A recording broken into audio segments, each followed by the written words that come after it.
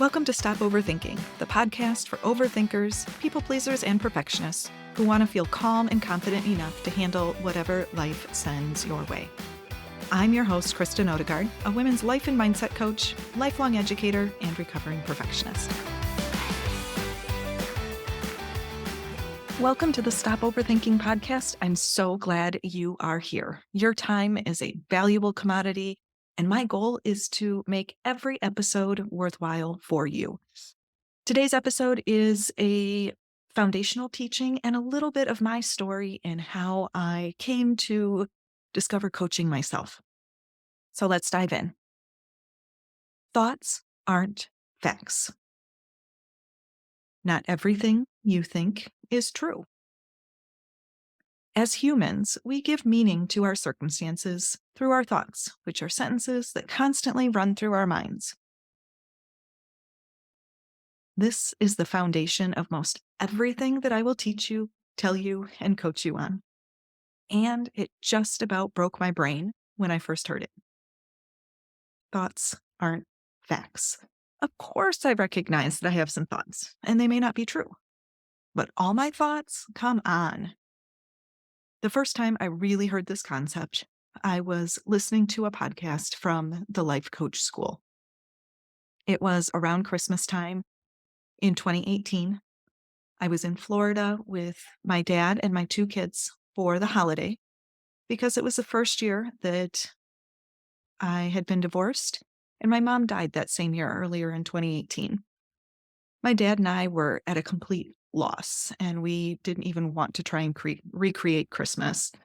So we hopped on a plane and did something completely different. So one morning, I'm out walking in the neighborhood, and I don't even know how I found this podcast. Maybe it found me. But the podcast was talking about being able to solve any problem.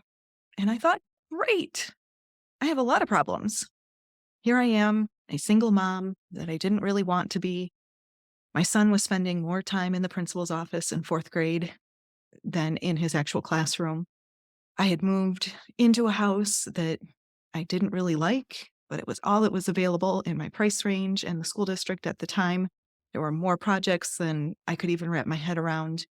And I was resentful that I had to leave my nicer, newer home, neighborhood where we had friends, to this place where we really didn't have any connections and there weren't any kids for my children to play with.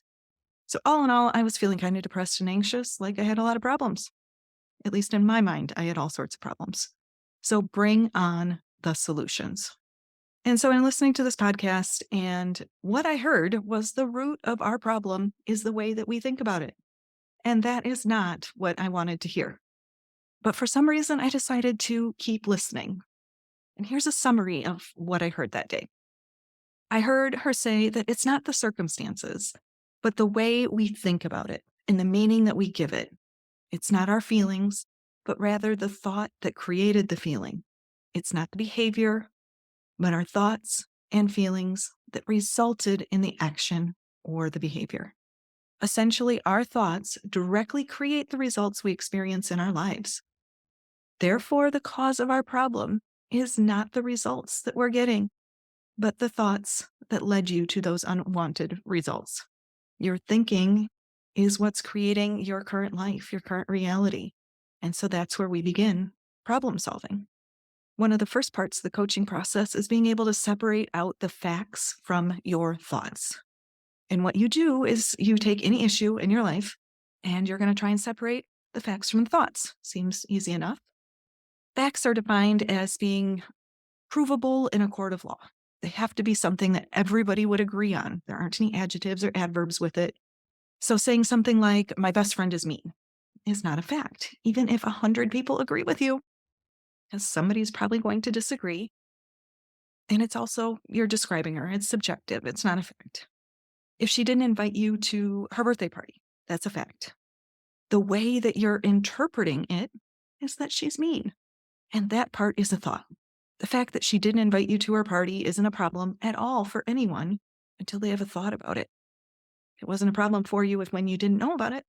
It became a problem when you knew about it and started thinking about it.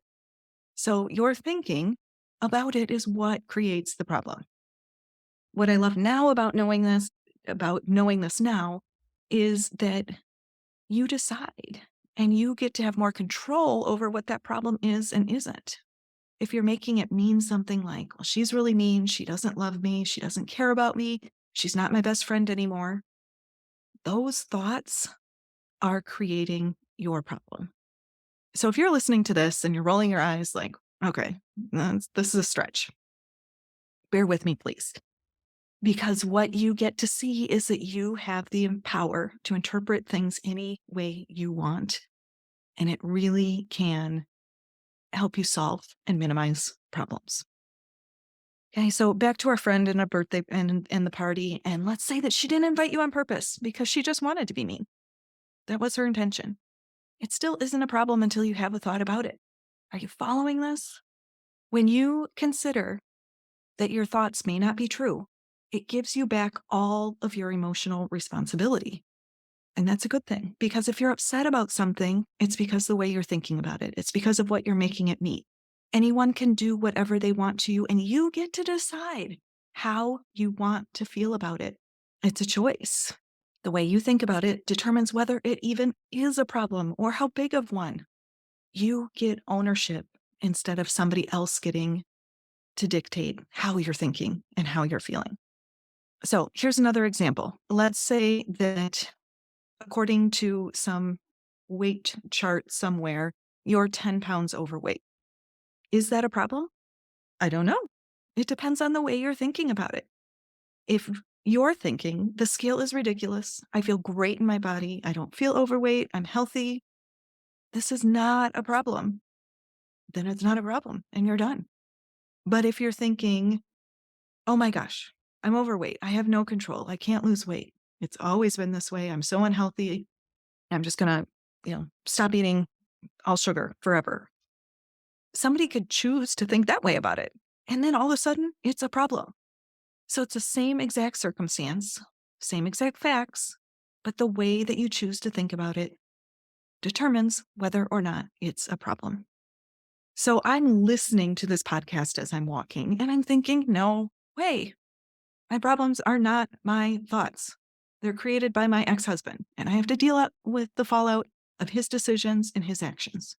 It's a fact that I have less money, that I have more things on my schedule, more things on my plate, that I'm in a different house, that my kids and I are all in therapy. And I kept listening. And what I also heard is that if our thoughts are the problem, and we consider that that is a good thing, because then we have the power to change our thoughts, which will change how we feel and ultimately how we show up. And that part intrigued me. If the thoughts are the problem, then I have the power to change my thoughts, which will change how I feel and how I act.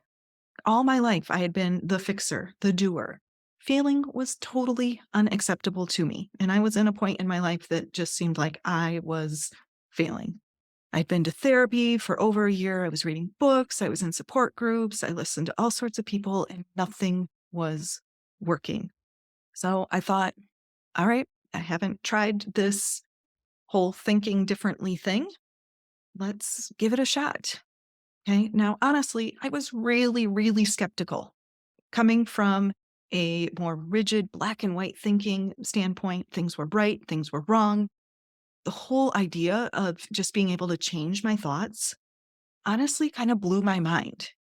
So this isn't a talk about how to do that. That's a little bit different. But again, there was enough there for me that I thought, okay, I'm going to give it a try. So I dove into the concept of mindset, how it works. I discovered a lot of different people, just like me, think that problems are outside of themselves. It's the circumstance, it's the other person. The problem with that is that you lose control over solving the problem. If somebody else is fully creating it and you are just in victim mode or in reactionary mode, solving it's out of your hands.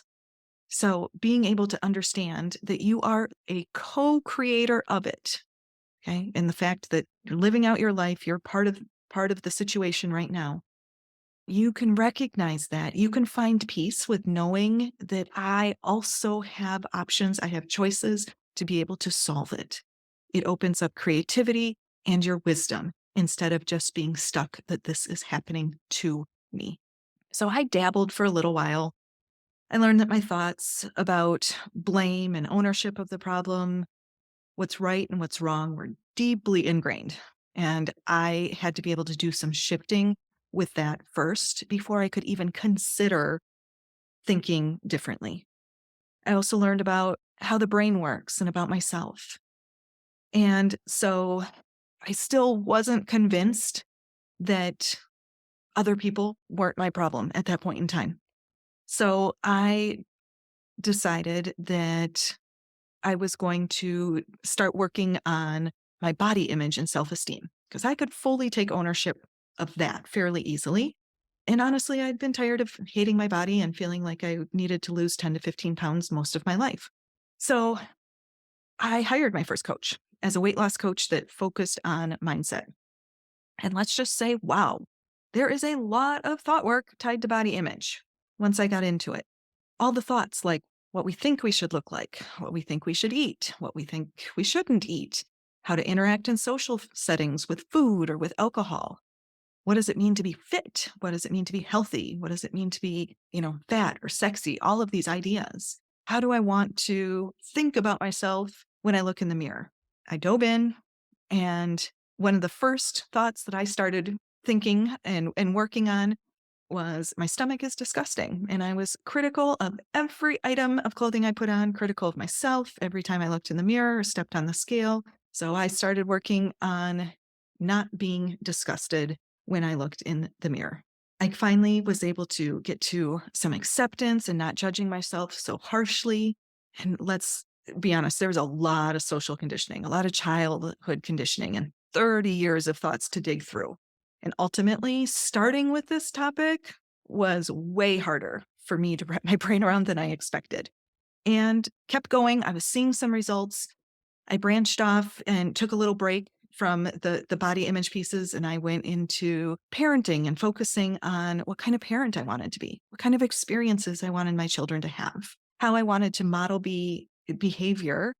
And I learned about what I controlled and what I didn't, what I thought I controlled, which I really didn't.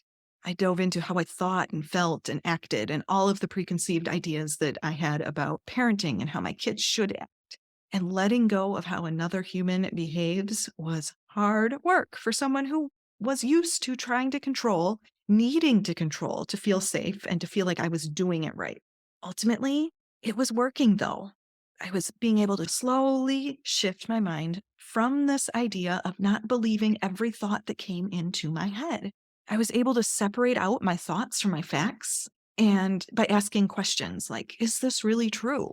And even if I'm convinced this is true, what else could be true?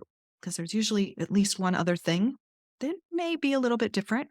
Another question that I used a lot is, why do I choose to think this way? And that can be a frustrating one because I'm inserting right away. Why am I choosing to think this way? And sometimes I just want to stomp my feet and be like, because it's just the way it is. But I was made great strides forward in personal growth. And what I noticed is this was a huge shift for me, not just from parenting or when I looked in the mirror, but overall, I went from being impatient, set on things being done my way, to calmer and more confident in my decisions.